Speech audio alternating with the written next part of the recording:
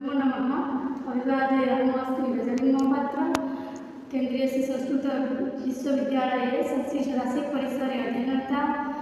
शीर्षकमस्ति शास्त्रस्य प्रयोजनं किं नाम शास्त्रं शिष्यत्यादीनि शास्त्रं यत्र वैज्ञानिकरीत्या क्रमबद्धरूपेण विषयाणाम् उपस्थापनम् अस्ति तद् भवति शास्त्रं। शास्त्रस्य उपरि एकः श्लोकमस्ति प्रकृति वा निवृत्ति वा नित्यनिवृत्तेन वा पुंसतेन उपदिश्यते तत्शास्त्रमभिधीयते। अस्माकं त्रायते अस्माकं सन्मार्गे प्रेरयति स भवति शास्त्रं। प्रयोजनम् अन्त्यस्य न मन्तव्यं प्रवर्तते। संसारे कोऽपि मनुष्यः किञ्चिदपि विना कारणेन किमपि कार्यं कर्तुं न इच्छन्ति। तदेव संस्कृतवाङ्मये विद्यमानस्य प्रत्येकमपि शास्त्रस्य कानिचन प्रयोजनानि सन्ति। प्रयोजनानि मुख्यतः द्विविधं वर्गीकर्तुं शक्यते। एकं सामान्यप्रयोजनम् अपरेषु विशेषप्रयोजनं। सामान्यप्रयोजनेषु शास्त्ररीत्या लेखनकौशलस्य विकासः एवं च शास्त्ररीत्या वादविवादः सामर्थ्योत्पादनं।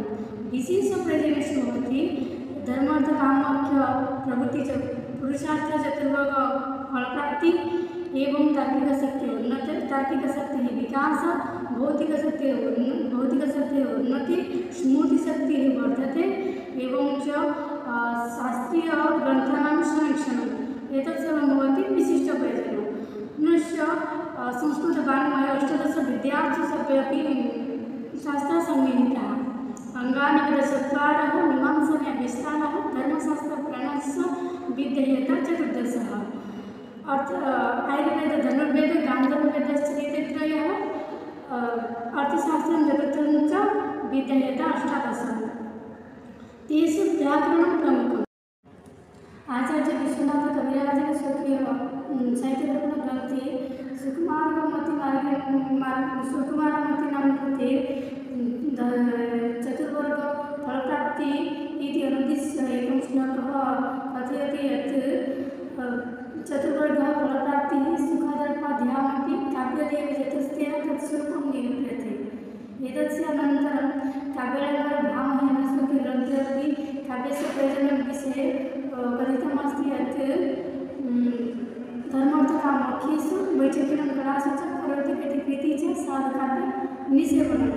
अनन्तरम् आगच्छति काव्यप्रकाशः मन्यतेन स्वकीयग्रन्थे अपि काव्यस्य अध्ययनेन किं भविष्यति किं प्राप्तं भवति इति आधारीकृत्य ते कथयन्ति यत् काव्यस्य अर्थकृते